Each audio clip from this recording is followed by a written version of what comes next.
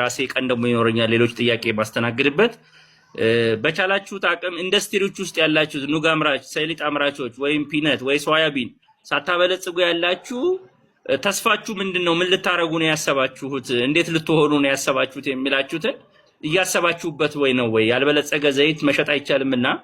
አሁን ቁጥጥሩ በጣም እየተነከረ መጥቷልና ለህብረተሰቡም ካልበለጸገ ምግብ ጉዳት ስለሚደርሳበት እንትን በለው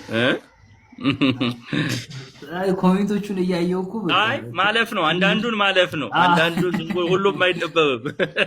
ልክ ነው የዶክተር አሁን የምግብ ጉዳይ ላይ ያው ሁሉም ሰው እንትን ይላል ኮንሰርንድ ነው እሱን እንረዳለን ሁሉም ሰው አዎ ግን በቶፒክ የበለጸገ ምግብ አሁን ኢትዮጵያ ውስጥ ይሸጣል የት በየሱቁ ነው ወይ አዎ ዘይቱንም ዱቄቱንም ጫውንም የበለጸገ ምልክት ተጠቅማችሁ ለመግዛት ሞክሩ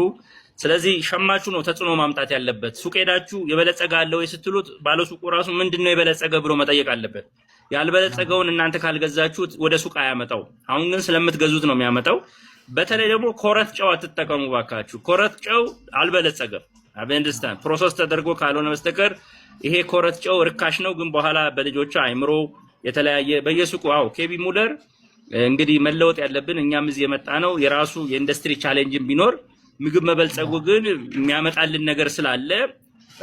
ባካችሁ በሳይንስ የተማረ መረጃውን ይዛችሁ ከዛሬ ጀምሮ ጨውም ስትጨምሩ ሚነሰነሰውን አዮዲን የተጨመረበትን ምግቡ ጥብሱ ከመጣላችሁ በኋላ ጨው አትጨምሩበት ጨውን አምጣልኝ በሉት ራሳችሁ ነስነሳችሁ ብሉ በየምግብ ቤት እና አይምሮአችሁ በጣም ነው የሚበለጽገው አዮዲን በትክክል ከወሰዳችሁ ግን በስሎ አንዳንድ ምግብ ቤቶች የተበላሸ ምግብ ለመደበቅ ብዙ ጨው ይጨምሩበታል ኮረት ጨው ጨምረው ምግቡ ጨው ይላል በጣም ይጣፍጣል ግን ሼልፍ ላይፉና የተበላሸ ስጋ ነው ስለዚህ እሱን እንዳያታልላችሁ ጨው ሳትጨምርበት ጠብሳ አምጣልኝ በሉት